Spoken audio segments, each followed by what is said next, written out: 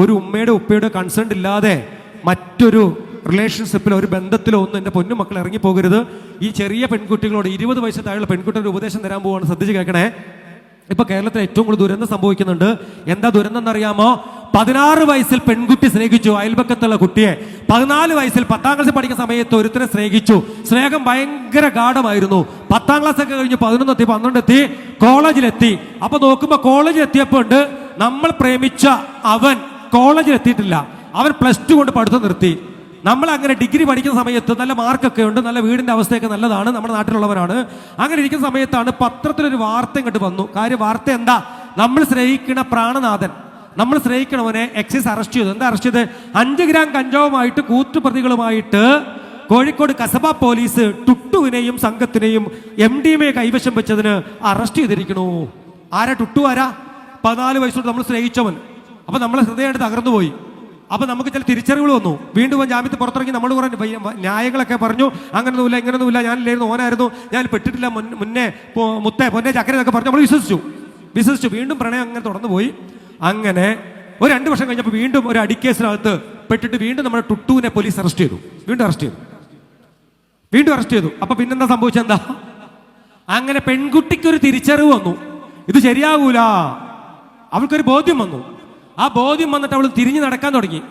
അപ്പോഴേക്കും നടക്കാൻ സമ്മതിക്കണില്ല. കാര്യം എന്താ? എന്നെ ഞാൻ വിടൂല, ഇജങ്ങനെ വലിയ നല്ലോളാന്നോണ്ട്, ഇജ് കാരണം ഞാൻ ഇങ്ങനെ ആയത്, എനിക്ക് ഉറങ്ങാൻ പറ്റണില്ല, എന്റെ ശ്വാസം ഇങ്ങനെ നിന്ന് പോവുകയാണ്, ഇജില്ല എനിക്ക് പറ്റൂല, എനിക്ക് പേടിയാണ്, നിന്റെ ചെയ്തികളൊന്നും എനിക്ക് പറ്റൂല. എത്രകാലം പ്രാവശ്യം നിന്നോട് പറഞ്ഞിട്ടുണ്ട് വലിക്കരുത് കുടിക്കരുതെന്ന്, എല്ലാം നിനക്കുണ്ട്, എന്നെ പോലീസ് പിടിച്ചില്ല, എനിക്ക് വേണ്ട, പേടിയാണെന്ന് പറഞ്ഞു. എന്നാ ചേട്ടൻ പോണ കാണട്ടെ, ഇത് ചിലക്കണ്ടച്ച് ഇജ് അയച്ചെന്ന കുറെ ഫോട്ടോ എൻ്റെ കയ്യിലുണ്ട്. നമ്മൾ ഒന്നിച്ചവിടെ മലമ്പുഴ ഡാമിൽ പോയില്ലേ, എന്റെ ബൈക്ക് ചേരുന്നില്ലേ, ആ ഫോട്ടോസൊക്കെ എടുത്തുകൊണ്ട് ഇൻസ്റ്റാഗ്രാമിലായിട്ട് പോസ്റ്റ് ചെയ്യും. എന്നാ വെച്ചാൽ പോണാണ്ട് കാണാനല്ലോ, ഇതൊന്ന് കാണാനല്ലോ പോണ്. അതിനെ നമ്മൾ നിരസിച്ചു. എങ്ങനെ നിരസിച്ചത്? ഒരു നല്ല ഒരാളെടുത്ത് സൈബർ തക്കടുത്ത് പോയിട്ട് പറഞ്ഞു ഇന്നാൾ ഇങ്ങനെയൊക്കെ പറയുന്നുണ്ടെന്ന് പറഞ്ഞപ്പോ ആ വ്യക്തിയെ വിളിച്ചു ബന്ധുക്കളൊക്കെ ഇടപെട്ടപ്പോൾ ആ വ്യക്തി പിന്നെ ആ പറച്ചിലൊക്കെ നിർത്തി. പിന്നെ ഉണ്ടായത് എന്താ? ഈ കൊച്ചു കേരളത്തില് 748 കുട്ടികളുടെ മുഖമാണ് വികൃതമാക്കപ്പെട്ട് കഴിഞ്ഞ 15 വർഷത്തിനുള്ളിൽ ആസിഡ് ഒഴിച്ചിട്ട്. 2628 കുട്ടികളുടെ വയറ്റിലേക്കാണ് കത്തികയറ്റി കളഞ്ഞത്. ആയിരക്കണക്കിന് കുട്ടികളെ ജീവനാണ് പാതയോരങ്ങൾ ഇല്ലാതാക്കിയത് പ്രണയം നിരസിച്ചതിന്റെ ഫലമായി. എന്തിനാ പെൺകുട്ടി പ്രണയം നിരസിച്ചത്? പക്വതയില്ലാത്ത സമയത്തെടുത്ത ചില തീരുമാനങ്ങൾ പ്രണയമാണെന്ന് തീരുമാനിച്ചു. ആ പക്വതയില്ലാത്ത സമയത്തെടുക്കുന്നത് പ്രണയമല്ല, ഇണയെ അന്വേഷിക്കലാണ്. ഒരു എതിർ ലിംഗത്തിനോട് തോന്നുന്ന ഒരു അഫെക്ഷനാണ്, ഒരു ഇണയെ ആകർഷിക്കുകയാണ്. അതൊരു തുണയല്ല അന്വേഷിക്കുന്നത്. തുണയെ അന്വേഷിക്കുക എന്ന് പറഞ്ഞാൽ തൊഴിൽ വേണം, അറിവ് വേണം, മാതാപിതാക്കളുടെ കൺസേൺ വേണം, മതപരമായ ഒരു സപ്പോർട്ട് ഉണ്ടാവണം, അത് ധാർമ്മികമായ ഒരു സംസ്കാരം ഉണ്ടാകണം. ആ സംസ്കാരത്തിൽ നിന്നുകൊണ്ടാണ് ഒരു തുണയെ അന്വേഷിക്കുന്നത്. ആ തുണയ്ക്കും ഇതുപോലെ സംസ്കാരം ഉണ്ടാവും. ആ തുണയാണ് ജീവിതത്തിലേക്ക് ക്ഷണിക്കപ്പെടുക.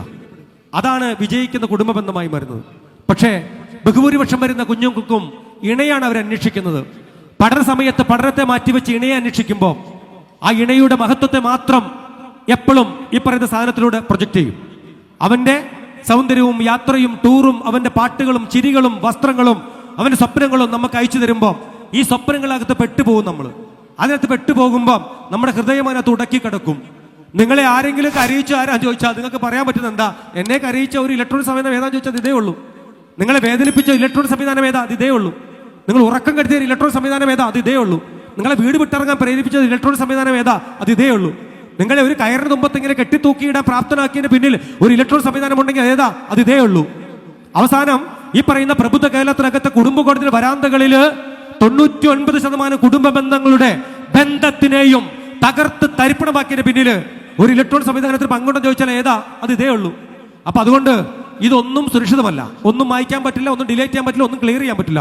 അതെല്ലാം താൽക്കാലികമായ പ്രോസസ്സിംഗ് മാത്രമാണ്. That's not a temporary processing, ഒരു പെർമനന്റ് പ്രോസസ്സിംഗ് അല്ല, ദാറ്റ്സ് എ ടെമ്പററി പ്രോസസ്സിംഗ് ആണ്. അപ്പൊ അതുകൊണ്ട് കൂടുതലൊന്നും പറയുന്നില്ല. ഈ സാധനം എന്ന് പറയുന്നത് സൂക്ഷിച്ച നല്ലവനാണ്, സന്തോഷമുണ്ടാകും. പക്ഷേ ഇതിലൂടെയാണ് ലക്ഷക്കണക്കിന് കുടുംബങ്ങളിൽ പല അമ്മമാരുടെയും ഉറക്കം നഷ്ടപ്പെട്ടിട്ടുണ്ട്. ഭർത്താവിനോട് പറയാൻ പറ്റുന്നില്ല, മക്കളോട് പറയാൻ പറ്റുന്നില്ല, അയൽപക്കത്ത് പറയാൻ പറ്റുന്നില്ല, ആരോട് പറയാൻ പറ്റാന്നറിയാം, ഹൃദയത്തിൽ സൂക്ഷിക്കുന്നുണ്ട്. അങ്ങനെ ഒരുപാട് കാര്യങ്ങൾ എന്നോട് പലരും ഷെയർ ചെയ്തിട്ടുണ്ട്. അത് ഒരു അനിയത്തി, ഒരു ചേട്ടത്തി പറയുന്ന പോലെ കേട്ടിട്ടുമുണ്ട്. അതൊന്നുമല്ല, ഭർത്താവ് വിദേശത്ത് ജോലി ചെയ്യുന്നുണ്ട്, നാട്ടിലേക്ക് തിരിച്ചു വരികയാണ് സാറേ. ഇന്ത്യയിൽ ഉണ്ടെന്ന് 12 പോയിന്റ് കോയിൻ എൻ്റെ കയ്യിൽ കൊടുത്തു സാറേ. ആർക്ക് കൊടുത്തു? ഇന്നാക്കി സാറേ. വെറുതെ ഹായ് പറഞ്ഞു കോയി പറഞ്ഞു അങ്ങനെ പരിചയപ്പെട്ടേന്ന്. പിന്നെ വേറെ ആൾ പറയുന്നത് ഇപ്പോൾ കൊടുത്തിട്ട് സാറേ ഇപ്പോൾ സാധനമില്ല ഒന്നുമില്ല. ചോദിക്കുമ്പോൾ പറയും ചിലക്കണ്ട ഉണ്ടാകുന്ന അവിടെ ഇത് വല്ലാതെ ചലച്ച് കഴിഞ്ഞാൽ എന്നെ മാപ്പിള കഴിച്ചു കൊടുക്കുന്നു പറയും. സാറേ എന്നെ പേടിപ്പിക്കും സാറേ, എന്താ ഞാൻ കാട്ടും ഇങ്ങനെ. അപ്പോൾ ഒരാൾ പറയുന്നത് സാറേ 10ാം ക്ലാസ്സിലെ എൻ്റെ ഗെറ്റ് ടുഗദറില്ലേ, ഗെറ്റ് ടുഗദർ അതിനൊന്ന് കൂടി സാറേ സ്കൂളിൽ പോയി ഒരു വാട്സപ്പ് ഗ്രൂപ്പ് ഉണ്ടായിരുന്നു. അതിൽ കൂടി ഞങ്ങളുടെ ഗ്രൂപ്പൊക്കെ തുടങ്ങി. അതിൽ ഹായ് കോയി എന്നൊക്കെ പറയും. ഓനിങ്ങനെ ഓരോന്നും പറയും, ഞാനും ഇങ്ങനെ ഓരോന്നും പറയും. അങ്ങനെ ഉച്ച സമയത്തൊക്കെ ഓരോ സങ്കടങ്ങളും ചോദിച്ചു. ഞാനും ഓരോ സങ്കടങ്ങളൊക്കെ ഓരോടും പറയും. അങ്ങനെ പറഞ്ഞ് അവസാനം ഇങ്ങനെ ഇത് പിന്നെ ഒന്നും പറയേണ്ട സാറേ ഓരോ 50,000 റുപ്യ വെച്ചു. 50,000 റുപ്യ കൊടുത്ത് കറക്റ്റ് 2 ദിവസം കൊണ്ട് കൃത്യമായിട്ട് പൈസ തിരിച്ചെന്ന്. പിന്നെ ഒരു 1.5 ലക്ഷം റുപ്യ വെച്ച് ഗൾഫിൽ പോകാൻ അവൻ്റെ ആരോ ബന്ധുക്കൾ കൊടുത്തു. അത് കറക്റ്റ് 3 ദിവസം തിരിച്ചത് സാറേ. ഇപ്പോൾ 28 പവൻ്റെ സ്വർണ്ണോ അത് സാറേ വണ്ടിയുടെ ആർസിട്ട് എടുത്ത് കൊടുത്തിട്ട് ഇപ്പോൾ 1.5 വർഷമായി സാധനം കിട്ടാതെ ചോദിക്കുമ്പോൾ പറയുകയാണ് പോയി ചത്തോ ഇതിന് മുന്നേ ചർക്കാതെ ഉണ്ടാകുന്നോ ഞാൻ സോഷ്യൽ മീഡിയയിൽ ഇടും, വാട്സപ്പിലാണ് ഇടും. ഇത് പറഞ്ഞോണ്ട് ഞാൻ അവിടെ വന്ന് ഇത് പറഞ്ഞോണ്ട് എൻ്റെ കൂടെ വന്നത്. ഇപ്പം എൻ്റെ വീട്ടിൽ നിന്ന് എനിക്ക് നേരെ ശ്രദ്ധിക്കാൻ പറ്റണില്ല. എൻ്റെ കണ്ണ് മൂക്ക് എൻ്റെ മനസ്സിൽ ഓർമ്മ വരുന്നത്. അതുകൊണ്ട് ഇത് ഉണ്ടാകുന്നോ ഇത് വല്ല ചർക്കാൻ വരണ്ടെന്ന് പറയാൻ സാറേ. എന്താ പറയാൻ കാട്ടുന്നത്? ഇന്ന് ഞാൻ കാട്ടുന്നത് ആരോടെ പറയാൻ പറ്റത്? അങ്ങനെ പുറത്തു പറയാൻ പറ്റാതെ യഥാർത്ഥ സങ്കല്പത്തിന് സ്വപ്നത്തിന് വിയർപ്പുകൊണ്ട് അപ്പം ചുട്ട് തരുന്ന ഇല്ലേ ആ വ്യക്തിയെ മാറ്റി നിർത്തപ്പെട്ട് പുതിയ ചില രീതികളൊക്കെ ജീവിതത്തിലേക്ക് വന്നപ്പം ആകെ തകിടം മറിഞ്ഞ് എല്ലാം മാറിഞ്ഞു പോയിട്ടുണ്ട്. ഇങ്ങനെ എല്ലാം സംഭവിക്കുന്ന എല്ലാം ഇതിലൂടെയാണ്. ഇത് വന്നതിന് ശേഷമാണ് കുട്ടികൾക്കൊന്നും തലപൊക്കാൻ നേരമില്ല. കാര്യം കുട്ടികളെല്ലാം അതിനകത്താണ്. ഇത് വന്നതിന് ശേഷമാണ് മാവും ചുട്ടി പോയിട്ട് മാങ്ങ ഇല്ലേ പുല്ല് മാറ്റി പഴുത്ത് വീഴുന്ന ഇട്ടറ്റ് വീഴുന്ന മാങ്ങ പെറുക്കാൻ കുട്ടികളില്ല, മാവിലെറിയാൻ ബാല്യങ്ങളില്ല, കുളത്തിൽ ചാടാൻ കുട്ടികളെ കിട്ടാതായിക്കണു. അങ്ങനെ ഇത് വന്നതിന് ശേഷം കുട്ടികൾ മൊത്തം ഇതിനകത്താണ്, കളികൾ മൊത്തം ഇതിനകത്തായി. ഇപ്പോൾ കുട്ടികളുടെ അല്ലേ ഇതിനകത്ത് പന്ത് കളിയുണ്ട്, ചീട്ടുകളിയുണ്ട്, സകലമാന കളിയുണ്ട് ഇതിനകത്ത്, സാധനം ഇതിനകത്തുണ്ട്. അപ്പോൾ ഇത് വന്നതിന് ശേഷം എല്ലാം വഴിമാറിയിട്ടുണ്ട് എന്ന് മാത്രം സാന്ദ്രം സൂചിപ്പിക്കുകയാണ്. ഇൻസ്റ്റഗ്രാം എന്ന് പറയപ്പെടുന്ന ഒരു ആപ്ലിക്കേഷൻ ഉണ്ട്. അമ്മമാരൊക്കെ ശ്രദ്ധിച്ചോളൂ, ഉപ്പമാർ ശ്രദ്ധിച്ചോ. ഇൻസ്റ്റ എന്ന് പറയപ്പെടുന്നത് വെറും ഇങ്ങനെ വിരലിലെണ്ണുന്ന സമയം കൊണ്ട് തന്നെ ഇൻസ്റ്റാൾ ചെയ്യാം, വിരലിലെണ്ണുന്ന സമയം കൊണ്ട് തന്നെ അൺഇൻസ്റ്റാൾ ചെയ്യാൻ പറ്റും.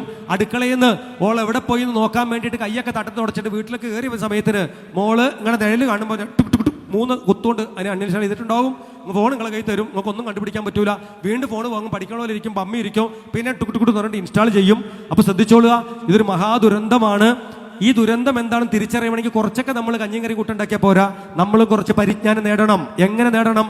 കുട്ടികൾ ചെയ്യാൻ സാധ്യതയുള്ള ചെറിയ തട്ടിപ്പുകൾ എന്താണെന്ന് തിരിച്ചറിഞ്ഞ് അതിനെ പ്രിവെന്റ് ചെയ്യണം. അത് എതിർക്കൊന്നും വേണ്ട, തല്ലുവൊന്നും വേണ്ട, കൂടെ നിന്നാൽ മതി. ചിരികളികളിലൂടെ അവർ കാണുന്ന ഗെയിമുകൾ, അവർ കാണുന്ന വീഡിയോകൾ, അവർ കാണുന്ന ക്രിയേറ്റിവിറ്റികൾ, അവർ കാണുന്ന സർഗാത്മകതകൾ എന്താണോ, അവർ കാണുന്ന റീൽസ് എന്താണോ, അവർ ഏത് വീഡിയോ ആണോ ചെയ്യുന്നത്, അതൊക്കെ കാണാനും കേൾക്കാനും അടുത്തിരിക്കാനും നമ്മൾ സമയം ഒന്ന് ചെലവിട്ടാൽ അവരുടെ രുചി എന്താണെന്ന് തിരിച്ചറിയാൻ പറ്റും. അവർ ഇഷ്ടപ്പെടുന്ന സ്മെൽ എന്താണെന്ന് തിരിച്ചറിയാൻ പറ്റും. അവരുടെ ഹൃദയാന്തരത്തിനകത്ത് സ്വപ്നങ്ങൾ എന്താ തിരിച്ചറിയാൻ പറ്റും. അത് തിരിച്ചറിയാൻ പറ്റിയിട്ടില്ലെങ്കിൽ ഒന്നും നിങ്ങളോട് അവർ പറയില്ല. അവരെല്ലാം അവരുടെ കൂട്ടുകാരോടും പറയും. എല്ലാം അവിടെ ആയിരിക്കും അവർ ഷെയർ ചെയ്യുക. നമ്മോടെല്ലാം പറയുമെന്ന് പറഞ്ഞ് നമ്മൾ ഇരുന്ന ഒന്നും നമ്മളോട് പറയില്ല. ഒരു മോൻ വന്നുകൊണ്ട് പറയോ, അമ്മ അന്ന് ഞാൻ കുറച്ച് ആൻസ് വെച്ച് നോക്കിയമ്മ നല്ല രസം ചെയ്തിട്ടോ. നുമ്മാ ആൻസ് വെച്ചിട്ട് തലയാണ്ട് കിറങ്ങി കണ്ണക്കാണ്ട് അടഞ്ഞു പിടക്കാണ്ട് വേർത്തുമ്മ. ഒരു മോൻ വന്നുകൊണ്ട് പറയോ, ഉമ്മ ഉപ്പ ഞാൻ സിഗരറ്റ് വെച്ച് നോക്കിയിട്ട് ഉപ്പ 2 പുക മാത്രമേ വിട്ടുള്ളൂ മൂക്ക് കൂടെ, പിന്നെ അങ്ങോട്ട് തുമ്മിയിട്ടുപ്പ ഇനി ഞാൻ വലിക്കൂല ഉപ്പ. ഏതെങ്കിലും പോകുമെന്ന് പറയോ? എല്ലാം നിങ്ങളോട് പറയും. ഒരു പെണ്ണ് നോക്കി ചിരിച്ചു, ഞാൻ അങ്ങോട്ട് നോക്കി ചിരിച്ചു, ഇങ്ങോട്ട് നോക്കി ചിരിച്ചു, അവള് പോയി, എന്നിട്ട് എന്താ ഞങ്ങോട്ട് നോക്കി ചിരിച്ചോ, അതൊക്കെ നമ്മൾ തമാശക്ക് ചോദിക്കും. പക്ഷേ ഏതെങ്കിലും ഒരു മകൻ വന്ന് പറയോ, ഞാൻ സിഗരറ്റ് വലിച്ച് ഞാൻ ഹാൻസ് വെച്ച് നോക്കി ഫസ്റ്റ് സമയമായിരുന്നു പറയോ? പറയില്ല. കാര്യം എന്താ? നിങ്ങളുടെ ഹൃദയം തകർന്നു പോകുമെന്ന് അവർക്കറിയാം. നിങ്ങൾ ആകെ ഈ ലോകത്ത് സങ്കടപ്പെടുന്ന എന്തിനാ? ലഹരി പദാർത്ഥങ്ങൾക്ക് എൻ്റെ മകൻ അടിമപ്പെട്ടാൽ എൻ്റെ ഹൃദയം തകർന്നു പോകുന്നു. എൻ്റെ മോനറിയാം. അതുകൊണ്ട് മക്കളത് പറയില്ല, അവർ മറച്ചു വെക്കും. അവരകത്ത് അഡിക്റ്റഡ് ആയതിനു ശേഷം മാത്രമേ തിരിച്ചറിയുള്ളൂ. രാത്രി വന്ന് വാതിലിങ്ങനെ തട്ടും. നിരന്തരമായി താമസിച്ച് വരുന്ന മകന്റെ വാതിൽ വന്ന് തട്ടുമ്പോൾ തുറന്നു കൊടുത്ത് അകത്തേക്ക് കയറുമ്പോൾ അവന്റെ ശരീരത്ത് പുകല മണത്താൽ, മദ്യം മണത്താൽ, കഞ്ചാവ് മണത്താൽ ഉമ്മേ നിന്റെ ഹൃദയം തകർന്നു പോകും. ഉപ്പേ നീ തകർന്നു പോകും. കാര്യമെന്താ? നിന്റെ പ്രതീക്ഷയ്ക്ക് മങ്ങലേറ്റിരിക്കണം. അവിടെയാണ് കണ്ണു തുറന്നിരിക്കണം.